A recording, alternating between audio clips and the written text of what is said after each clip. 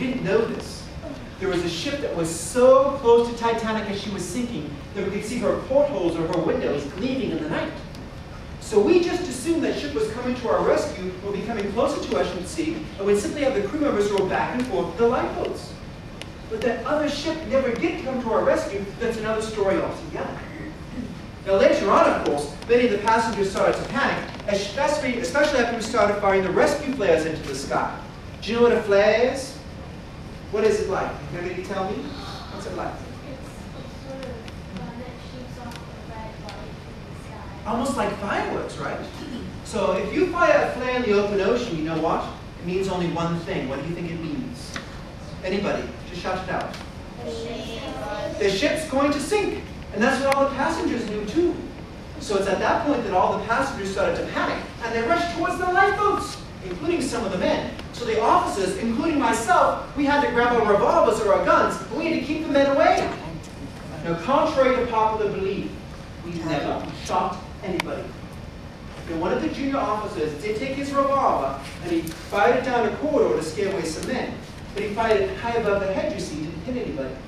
And I did take my revolver, and I pointed it straight at some men who were taking over a lifeboat to get them out. But my revolver wasn't even loaded. But they didn't know that, however.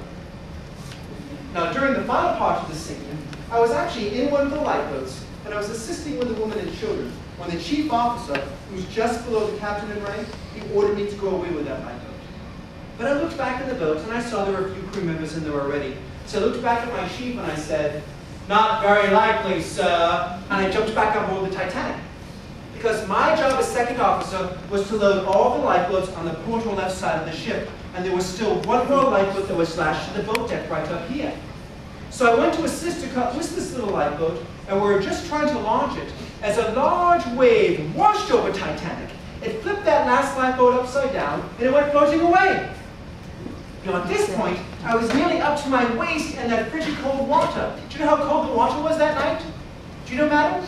Freezing? It was below freezing. You see, freezing is 32 degrees, and the water was only 28 degrees. So I had a choice. I could try to go climb up to the stern of the ship, because you've probably seen a motion picture before where everybody climbed up to the back of the ship here. But I was already standing over here, up to my waist in the water, and it would do me no good going up there. So do you know what I did? I dove in, and I started to swim towards that upside-down lifeboat. But you know what? Because that water was so cold, it shocked my system. And I was sucked back against the ventilation grate in the forward front of the ship. And I was stuck there like this. And I was going down with the ship, and I was drowning. So I prayed up to the angels to look over me. And it seems that heaven answered my prayer. Because at that moment, there was an explosion deep down in the boiler room. And it blew up through the funnel and through the ventilation grate, and it released me, and I went swimming back up to the surface. And later on in New York City, when they asked me when I left the Titanic, I simply replied, "I did not leave the Titanic, sir. The Titanic left me." Now, fortunately, I emerged right near that little lifeboat, and it was still floating upside down. So I just grabbed hold of the line as the forward funnel of the ship came crashing down, and it missed me just by a few inches.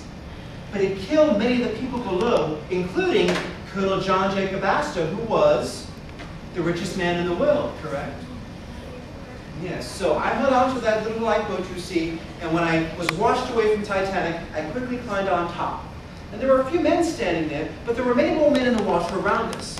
So we pulled as many men as we possibly could on top of this upside-down lifeboat, and it ended up being about 30 of us all together. Now you see, one person more, we most assuredly would have sunk and all frozen to death in a matter of minutes in that icy cold 28-degree water. Now, two of the people that we happened to pull aboard were Mr. Phillips and Mr. Wright, the two telegraph operators. And they had very bravely stayed at their stations the entire time, sending and receiving messages for help, even after Captain Smith told them to go save themselves. Now, Mr. Phillips, who was the chief operator, he was very far gone, and he did not survive the night. So we had to release his body back into the ocean. But Mr. Wright, the assistant operator, did tell us that there were indeed rescue ships on the way, what time they would be in the area, and most importantly, from which direction they were arriving. So we were the only lifeboat who had this very crucial information, but we were also the only lifeboat that was floating upside down lifeboats without any oars to row. So what I did was, I pulled out my officer's whistle and I blew it as loudly as I could.